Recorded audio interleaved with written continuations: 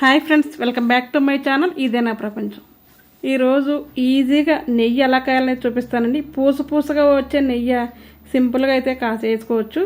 అది ఎలా అంటే ఫస్ట్ వెన్న అయితే 2-3 సార్లు శుభ్రంగా అయితే కడుక్కోవాలి.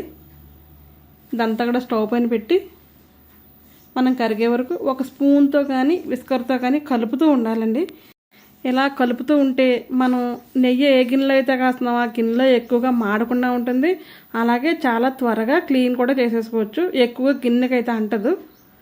ఇలా మనం కలుపుతూ ఉంటే ఒక సీక్రెట్ ఇంగ్రీడియంట్ అనుకోవాలండి. ఇది అందరింట్లో ఉండేది మెంతులు ఉంటాయి కదా, మరిగేటప్పుడే మెంతులు వేసుకుని అయితే మాత్రం చక్కగా నెయ్యి అయితే కాసుకోవాలి. ఇలా కాయడం వల్ల చాలా బెనిఫిట్స్ ఉన్నాయండి. అదేంటంటే నెయ్యి పూసగా వస్తుంది. అలాగే నెయ్యి త్వరగా చెడిపోకుండా ఉంటుంది. ఫ్రిడ్జ్లో పెట్టకుండా బయట పెడితే కూడా చెడిపోకుండా స్మెల్ రాకుండా అయితే ఉంటుందండి. ఎక్కువ రోజు అయితే నిల్వ అయితే ఉంటుంది. ఇలా ఒక్కసారి మీరు కాసి చూడండి. నెయ్యి కాయడం చాలా మందికి రాదు, ఎక్కువగా మాడిపోతూ ఉంటుంది వాళ్ళకి. ఇలా నొరగొస్తుంది కదా, ఇలా నొరగొచ్చినట్టే చాలా అలర్ట్గా ఉండాలి. ఇప్పుడైతే కొద్దిగా సిమ్లో అయితే పెట్టుకోవాలండి. అలా నొరగొస్తూ కలర్ అయితే చేంజ్ అవుతుంది కదా. మనం ఫస్ట్ నుంచి నెయ్యి అనేది కొద్దిగా పెద్ద గిన్నెలో అయితే కాచుకోవాలి. అలాగే హైలో అయితే పెట్టుకోవాలి. సిమ్లో పెడితే ఎంతసేపటికైతే కరగదు. అది చక్కగా ఇలా వైట్ కలర్ నొరగైతే మళ్ళీ తగ్గిపోతుందండి. అది వేరే కలర్లోకి మారుతుంది. ఎలా వచ్చినట్టే కానీ మనం స్టవ్ ఆపేయాలి. కొంచెం సేపటికి ఏమవుతుందంటే ఈ గిన్నె వేడికి నెయ్యి మొత్తం కలర్ అయితే వచ్చేస్తుందండి. కొద్దిగా కలర్ తక్కువ ఉన్నప్పుడే మనం స్టవ్ అయితే ఆపేసుకోవాలి.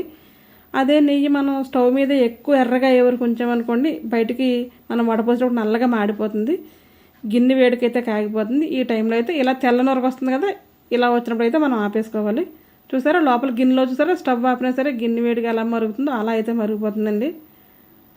అప్పుడు నేను ఒక స్టీల్ గిన్నెలోకి అయితే వడపోస్తున్నాను. ఫస్ట్ మీరు గోరువెచ్చగా అయిన తర్వాత గాజు జార్లోకి అయితే వడపోసుకోవాలండి. అడుగున నలుపు రాకుండా పైన ఒకటి స్టీల్ గిన్నెలోకి అయితే వడపోసేస్తున్నాను. ఎందుకంటే నెయ్యి నాకు కలర్ అయితే వచ్చేసింది. ఇంకా ఎక్కువసేపు ఉంచితే కనుక గిన్నెలో మాడిపోతుంది. కొద్దిగా కూడా వేస్ట్ అవ్వకుండా చేతికి అంటుకోకుండా నెయ్యి అయితే మాత్రం చాలా ఈజీగా రెడీ చేసుకోవచ్చండి. ఇలాగా అడుగున బ్లాక్గా ఉన్నదైతే మాత్రం మనం ఈ నెయ్యిలోకి అయితే వంచకూడదు. నెయ్యి మొత్తం కలర్ అయితే మారిపోయినట్టు అయిపోతుంది. ఇది మనం ముందుగా వాడేసుకోవడానికి చిన్న బౌల్లో కానీ చిన్న జార్లో కానీ మనం అయితే వడపోసుకుని అయితే ఉంచుకోవచ్చు. చూసారా చక్కటి ఫ్రెష్గా ఉండి నెయ్యి అయితే రెడీ అయిపోయింది. ఈ రకంగా నెయ్యి కాసి చూడండి, మీకు ఎన్ని రోజులైనా సరే చక్కగా నిలవైతే ఉంటుంది. మనకి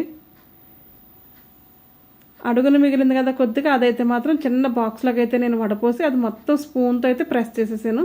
ఉన్నది మొత్తం అయితే దేంట్లోకి వచ్చిందండి. ఇదైతే ముందైతే వాడేస్తాను. అలాగే ఇప్పుడు మీకు గిన్నె చూపిస్తాను చూడండి.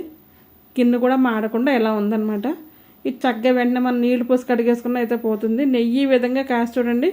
దీన్ని గోరువెచ్చగా అయిన తర్వాత ఒక గాజు జార్లో కనుక పెట్టుకుంటే ఎక్కువ రోజులు అయితే ఉంటుందండి. స్టీల్ డబ్బాలు కూడా పెట్టుకోవచ్చు. గాజు దాంట్లో అయితే ఎక్కువ రోజు అయితే నిలవ ఉంటుంది. ఒక్క నలక అంటే కలర్ మారి కూడా అస్సలు లేదు కదా. అడుగును వచ్చి నెయ్యి అడుగును వచ్చేదాన్ని గోదావరి అంటారండి మా సైడ్. మీ సైడ్ ఏమంటారో కామెంట్ బాక్స్లో కామెంట్ అయితే చేయండి. ఈ బాటిల్ నిండా పెట్టేసుకుని మీరు అవసరమైతే ఫ్రిడ్జ్లో పెట్టుకోవచ్చు. వద్దు నేను డైలీ వాడుకుంటానంటే బయటే ఉంచేసుకోవచ్చు అన్నమాట. ఇలా మంచి కలర్ వచ్చే వరకు అయితే నెయ్యి కాసుకోవాలి మనం.